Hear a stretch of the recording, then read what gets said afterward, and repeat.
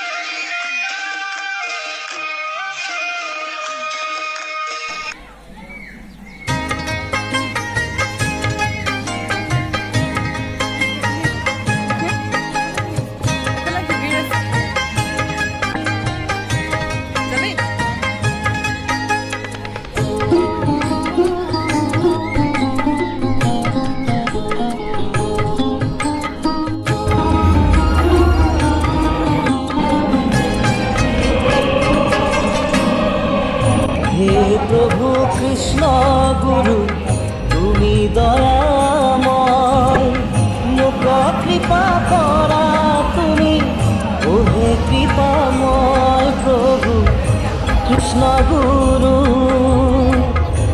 হে প্ৰভু কৃষ্ণ গুৰু তুমি দয়াময়, মোক কৃপা কৰা তুমি, ওহে কৃপাময় প্ৰভু কৃষ্ণ গুৰু।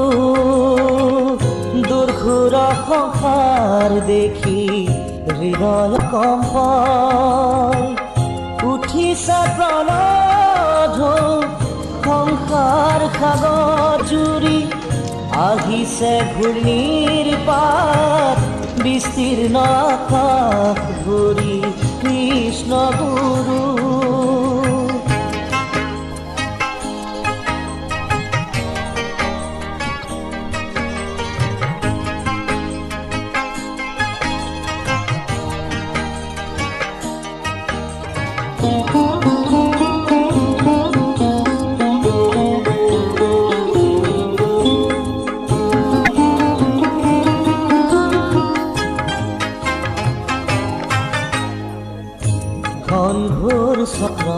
বাটে নিয়ে নিয়ে উৰুৱাই ৰক্ষা কৰা কৃষ্ণ গুৰু প্ৰভু কৃপাময় ঘনঘোৰ চক্ৰ বাটে নিয়ে নিয়ে উৰুৱাই ৰক্ষা কৰা কৃষ্ণ গুৰু প্ৰভু কৃপাময় নাহিকে সাৰথি তেওঁ এই সংসাৰত প্ৰভু কৃষ্ণ গুৰু